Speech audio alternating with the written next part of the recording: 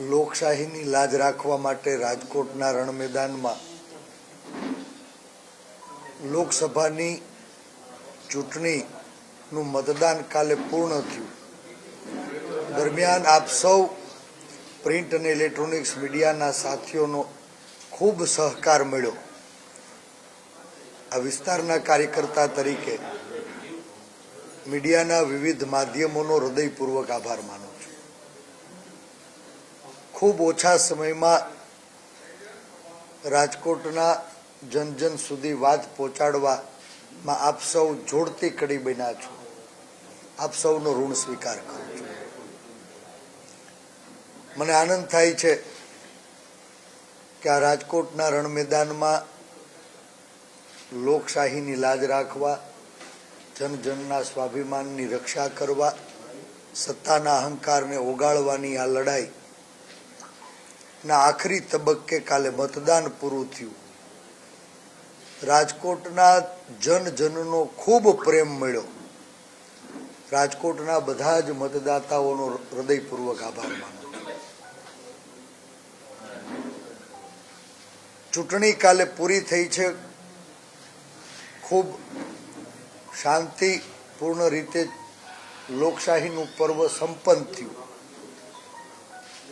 આશા છે કે પરિણામો જ્યારે આવશે ત્યારે સ્વાભિમાનનો વિજય થવાનો છે, અહંકાર ઓગળવાનો છે. પણ રાજકોટના હૃદયને જીતવામાં હું સફળ થયો એવો મને ચોક્કસ વિશ્વાસ છે. ગઈકાલે જે મતદાન થયું છે, અંદાજિત 60% જેટલું મતદાન ધોમધખતા તાપમાં રાજકોટ વાસીઓએ, રાજકોટ સંસદીય મત વિસ્તારના લોકોએ કર્યું છે. રાજકોટ શહેરના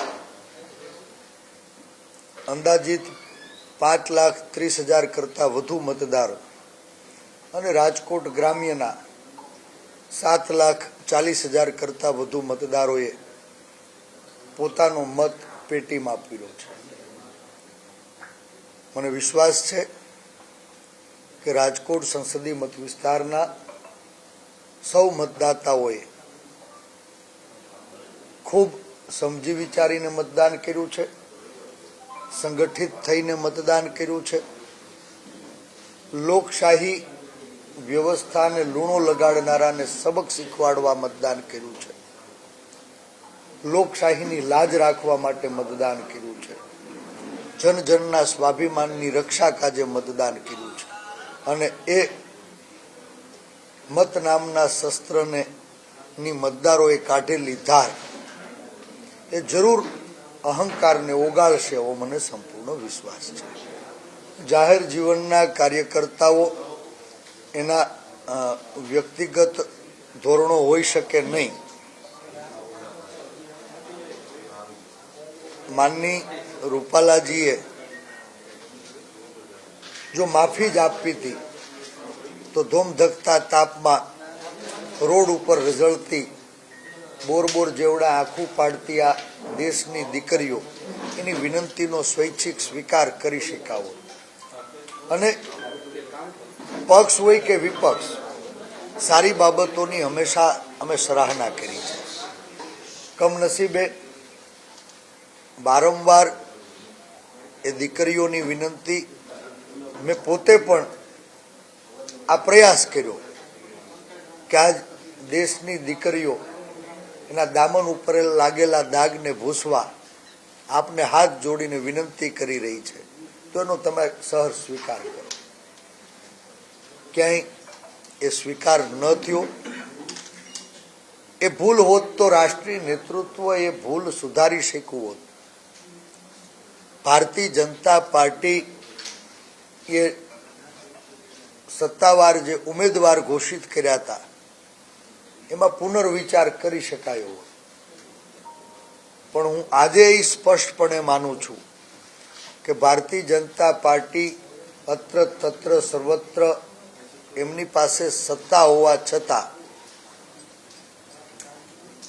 કામના નામે મત માંગી શકતી નથી. એટલે દર ચૂંટણીએ ક્યાંય ને ક્યાંય વર્ગ વિગ્રહનું બીજ રોપી વર્ગ વિગ્રહની આગમાં રાજકીય રોટલા શેકવાના એમના પરંપરાગત ષડયંત્રનું રાજકોટ ભોગ બન્યું. રંગીલા રાજકોટને વર્ગ વિગ્રહની આગમાં ધકેલવાનો ભારતીય જનતા પાર્ટીએ ઈરાદાપૂર્વક પ્રયાસ કર્યો અને એનો જવાબ રાજકોટના લોકો કચકચાવીને આપશે એવો મને સંપૂર્ણ વિશ્વાસ છે. ભારતીય જનતા પાર્ટી અને કોંગ્રેસના ઉમેદવારે રંગીલા રાજકોટના રણ મેદાનમાં પોતાનો પક્ષ જરૂર મૂક્યો છે. હવે રૂપાળા કોણ છે એ તો રાજકોટવાળા નક્કી કરશે, પણ મને વિશ્વાસ છે કે આજ રંગીલા રાજકોટને વર્ગ વિગ્રહની આગમાં ધકેલનારા લોકોને એની જવાબદારીઓમાંથી રાજકોટની જનતા મુક્ત કરશે. મને એવું લાગે છે કે રાજકોટના લોકોએ આ વખત પોતાની વિવિધ સમસ્યાઓના લેખાજોખા કર્યા છે, સમસ્યા પેદા કરનારા લોકોને ઓળખા છે અને ક્યાંય ચૂંટણીઓ ટાણે વાયદાનો વેપાર કરી વલણ નહીં ચૂકવનારા લોકોને જાકારો આપવાનો પ્રયાસ કર્યો છે. અને મને લાગે છે કે જ્યારે પરિણામો આવશે ત્યારે રાજકોટના 2000 બૂથમાં લગભગ કોંગ્રેસ પક્ષ